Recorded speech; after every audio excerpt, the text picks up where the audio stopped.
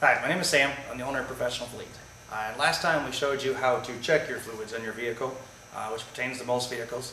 And this time we're going to show you how to fill your fluids in your vehicle. I was going to show you how to fill the basic fluids and kind of what fluids to use. We'll start off with coolant, because you can do this one with the vehicle off and running. This cap here is pressurized, so it's very important. If the vehicle is hot, do not release this cap. Wait till the vehicle cools down and the fluids settle to the bottom. Once the vehicle is cooled down, you can add coolant here. Take it off very carefully and very slow. One good way to verify if the vehicle is too hot to remove this is, number one, feel it. If it's super hot, don't take it off. Two is you can grab a hold of one of the hoses, being the upper radiator hose or any one of the rubber hoses. And if you squeeze it, it should be really soft to squeeze. You should be able to, there's no pressure. If you squeeze it and it's super hard and it's not pressing inward, you're not getting a good pinch out of it, then there's too much pressure in the system. You need to let it cool down longer to relieve the pressure.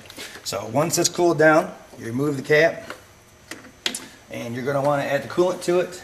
And this vehicle is going to be Dex Cool, or it's a long life coolant, so it's going to be an orange coolant. Usually it would be with the orange top on there. And you want to pre-mix it 50-50. Once it's pre-mixed 50-50, you're just going to add it to the top of the reservoir. And one of the tricks of the trade is always use the bottle from the side. That allows air to enter the bottle and you not to spill it all over your car. So we're just going to add a 50-50 mix of coolant right up to that mark where it's supposed to be. And you'll now see that the cold and hot marks are indicated and we got coolant added to it. So we now have the proper level of fluid there. Put that aside. The next one that we'll do is oil. Oil, you'll be indicated by usually a black top on the engine. It'll show a picture that looks like the oil symbol that's on your dash, as well as here. A lot of times it tells you the grade of oil. You're looking at 5W20 oil is required in this vehicle. So you'll get a small funnel, add a tube, put it in here, and you will add the oil through here. And like I said before, when you check the dipstick, that tells you how much you need to add to the vehicle based on a half quart or a quart at a time. And you just add it on the funnel, take it out, and top it off to where it needs to be done. Catch the extra oil with a towel of some sort and cap it off. This vehicle's already topped off. We don't need to add oil to it. Let's see, the next one we're going to do is brake fluid at the rear.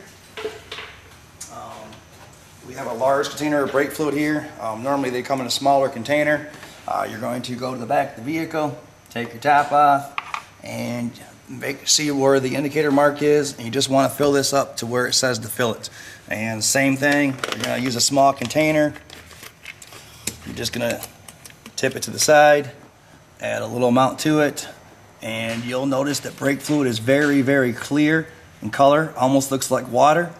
And that's the same color you really want your fluid to be in the system. If the fluid is not super crystal clear like water, it's dirty and should be changed and flushed out. So that's the way to fill that one. The next two we have to fill with the vehicle running. Alright, now the last two we're going to check are the ones with the vehicle running. We'll start with power steering fluid because it's the easiest. Normally there'll be a dipstick tube on here that you can use to check your fluid level. Now this one does not have a dipstick tube, so we're just going to go by the indicators that are on the side of the bottle. We'll look down in there, and this one appears to be full. It's where it should be. Now if you were to have to fill this, same scenario, you can either use a funnel to add it to it if it's down below somewhere, or you can use a piece of paper, like a paper funnel, however, so you don't spill it all over. And you can either use power steering fluid, if that's what's required by the manufacturer, or you can also use automatic transmission fluid. Many vehicles on the road use automatic transmission fluid. It's okay to add to a power steering system in most situations. Obviously, check your owner's manual. It'll tell you whether you can or cannot use it. So you just grab your power steering fluid. This vehicle in particular, we're going to use power steering fluid. Same kind of thing. We're just going to use the funnel, tip the bottle sideways, pour it to it, add it a little bit at a time, and then just reach in. And once you get to the proper level, just cap it off, and you're done with that one. And pretty much the last one we're going to check now is going to be your transmission fluid. As I said before, it's in the back of the engine. One of the more difficult ones to check. Pull the stick out and set it to the side. You'll need your funnel. Set your funnel inside.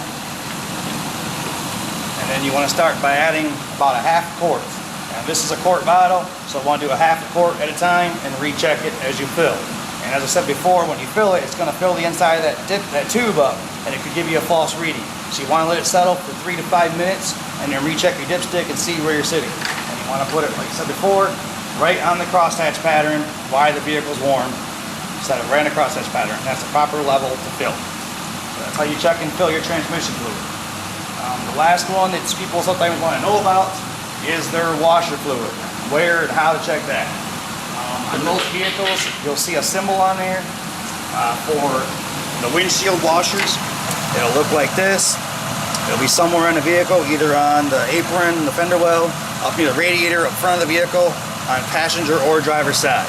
So we're looking for a symbol that looks something like this, and make sure you put washer fluid in here, not engine coolants. So if you see the symbol, it's for washer fluid. And when you top this off, you just fill it up to as far as it pretty much goes. There's sometimes a float that'll come to the top or an indicator mark on it. But if you put too much in, it'll just drain out, not a big deal. And that's how you check and fill your washer fluid.